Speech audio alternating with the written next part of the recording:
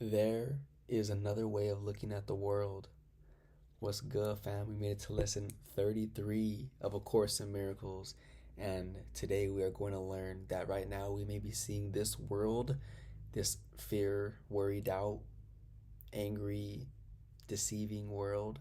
But we are going to learn that this is how easy it is to see a new world, to see the real world. And we're going to do just that today. So, like usual, pull up to lesson 33. And if you don't got the book yet, the PDF has the description. The description has the PDF. That's my bad. And we're going to go ahead and read this lesson together like usual. We're going to talk about it, discuss it, we're going to apply it together, and we're going to understand that there is another way of looking at the world, and we're going to understand how we can see this fearful world that we may be living and seeing right now differently. And just keep in mind that yesterday's lesson, which was I have invented the world I see, we have to understand and keep in mind for this lesson that our internal world that we see when our eyes are closed and nobody's around and we're in our own private little world, and the world that we see outside are the same. So for the purposes of these lessons, we will regard them as the same because they are. And one way that people go about doing things, like we talked about yesterday, they try to change what's happening out there. But the correct way to go about it would be to change the internal state, because your internal state, your perception, your mind is on the level of cause. Everything out there is just the effect. If we try changing the effect, but the cause doesn't change, it's going to continue to show up in different ways. But you're going to keep getting more of the same. And we no longer want more of the same. We want a beautiful world. We want fulfilling relationships. We want our desires to come to pass with little effort on our side as possible. We want to take action. We want to take inspired action, not out of lack, but because we love the feeling of molding the clay and taking action. This is the world that me and you are going to learn how to see today. It is the real world. It is the world that me and you sprung forth from, and it is the world that we're going to return to today. And never again will we believe that we have to change something, because we will see that everything's already perfect. And let's go ahead and dive straight into this. So again, lesson 33 of A Course in Miracles. There is another way of looking at the world.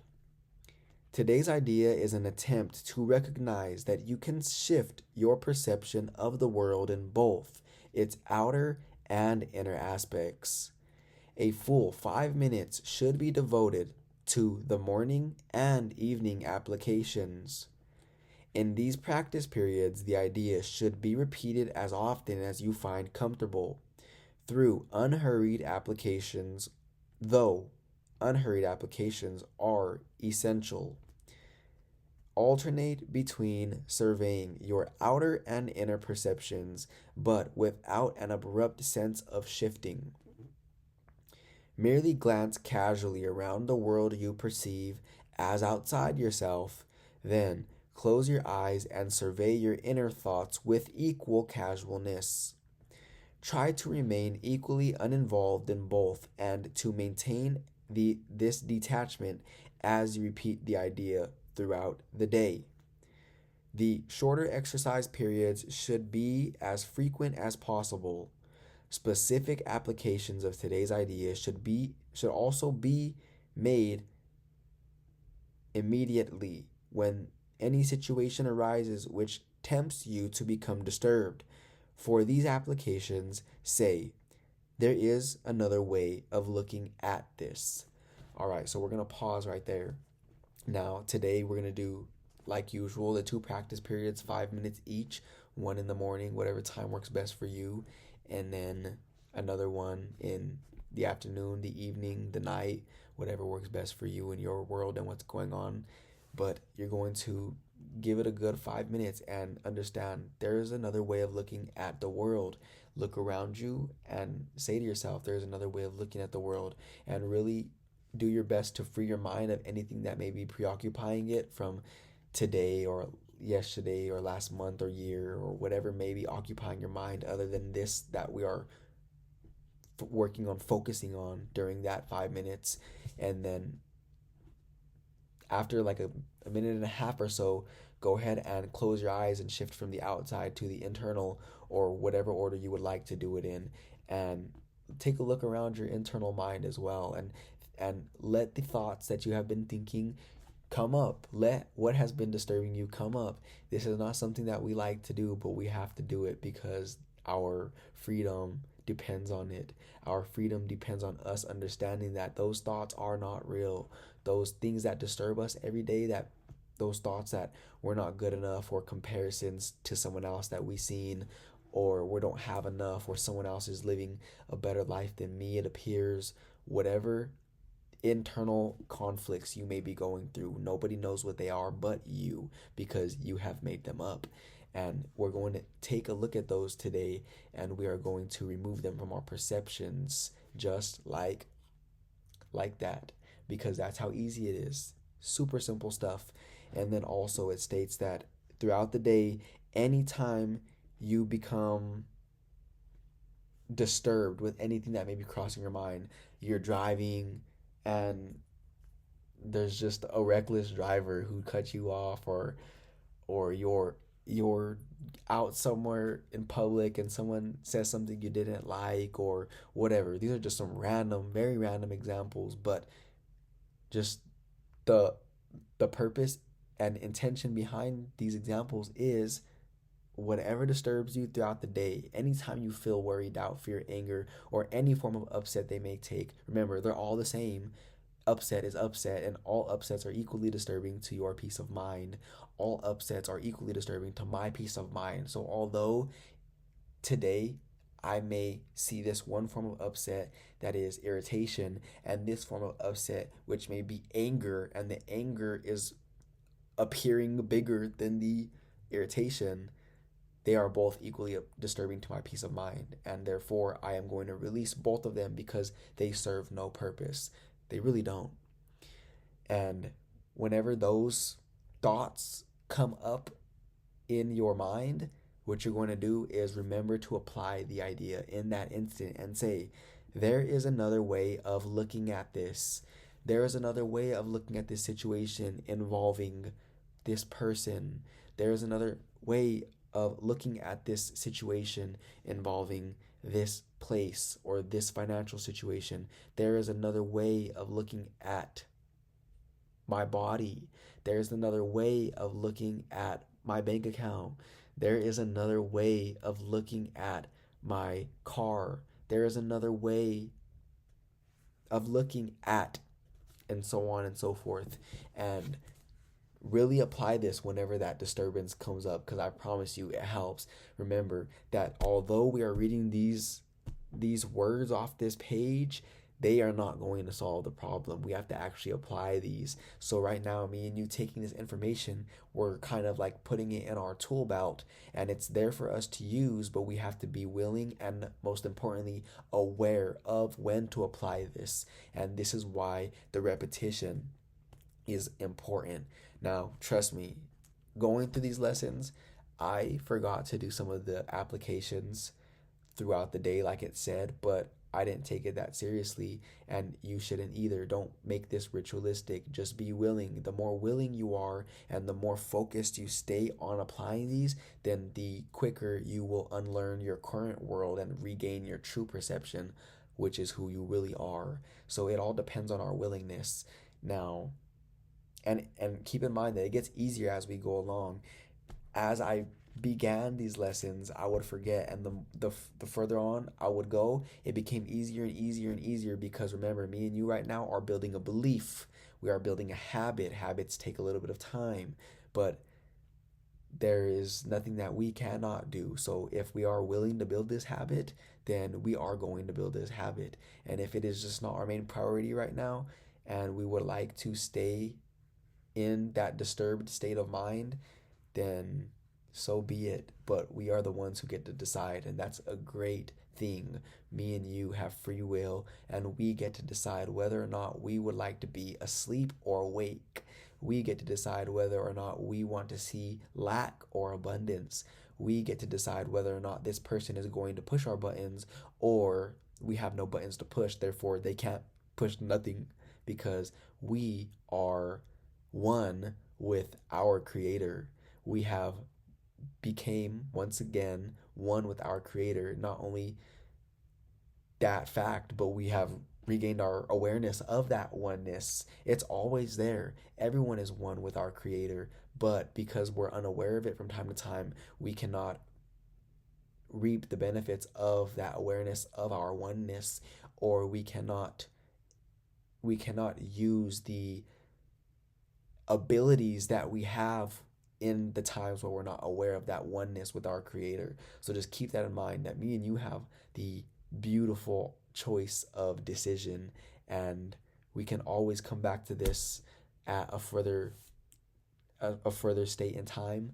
But why not now? We're here, we're going to become woke, and we're going to be masters of this universe, of our own world, internally and externally, because remember, they are both the same.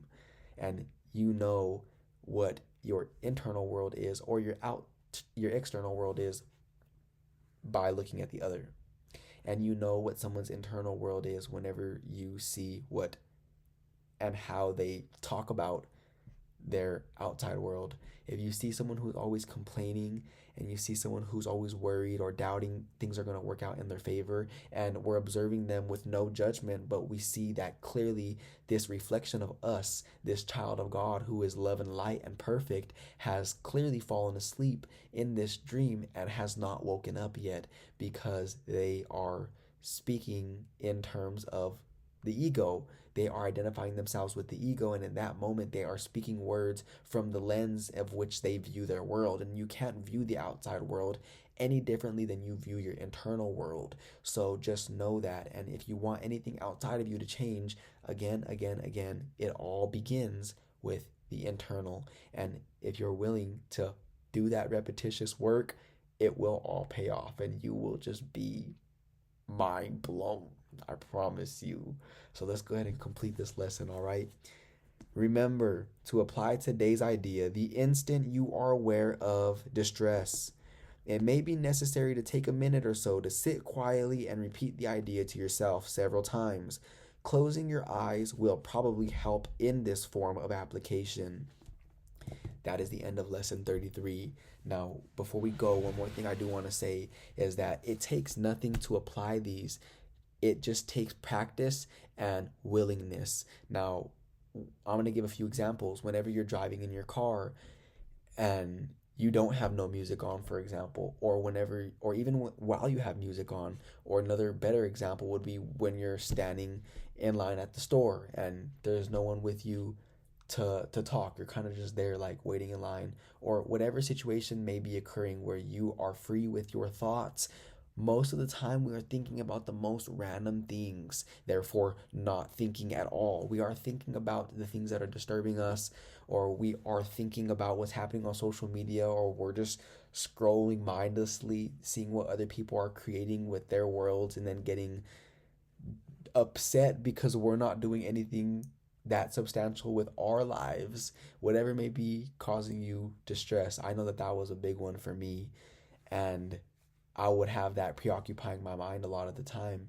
And I decided that it was so much more beneficial to spend my time uh, during those moments,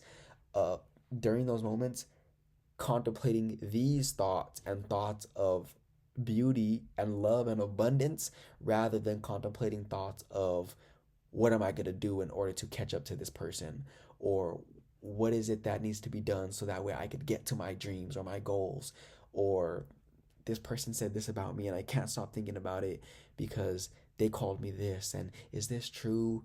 And then you're looking in the mirror, is this true? Do I really have this? Do I need to fix this up? All of these illusions that go on in our mind, and that's the only place they will ever exist, is in our mind. And the moment we understand that and remove that from our perception by replacing it with truth, then the outside world will follow suit. And it's a really an easy process, but it's going to take some willingness. Again, I cannot help but mention that word continuously today, because if we're not willing, this stuff is not going to get done itself. We have to be willing to remove anything that is blocking us from seeing love and light that dwells within us as us. So remember that there's always a beneficial way to spend your time, which is with the Holy Spirit, which is with God, which is with being with yourself in the nature of who you really are, which is happiness and joy. Remember, happiness is your function. Whenever you're happy, you know that you are functioning in this world. And when you're unhappy, something has gone wrong. And in that moment, you are malfunctioning. You are asleep in the dream. And our goal is to be awake in the dream. So let's just understand this. Let's understand that although me and you may be woke right now, there is going to be a big chance that we fall back asleep, because we are in a world full of asleep people that we grew up in, and being asleep to who we really are is a proclivity. It is a habit. It is something that just happens so effortlessly because we've built that very strong and beautifully sustained highway in our minds, our neural pathways, that are making it so easy for us to cruise down that road of sleep and forgetting what we talked about here and now. But the more and more and more we practice this, the more we construct the highway of neural pathways in our mind to drive us the way that we desire to go. And soon, again, and this is what the day we're waiting for, is that we won't have to practice this no more. We could finally create and live in this world as we intended, not having to read another book again, although we probably won't not want to read, because reading may be something that you enjoy. I know I do, but the whole purpose for me mentioning that was you don't need that book. The only reason why you read should be because it brings you joy. The only reason why you do anything is for the simple purpose of it brings you joy. That's it. That's what the answer is to every one of our questions is joy. Joy is the key. And if it doesn't bring you joy in that moment, then shift your perception to something else and do something in that moment that does bring you joy, because there is really nothing serious going on here, I promise you. And remember that there is another way of looking at the world, and I believe that me and you have just entered the real world. And until then, I will see you tomorrow for lesson 34 of A Course in Miracles.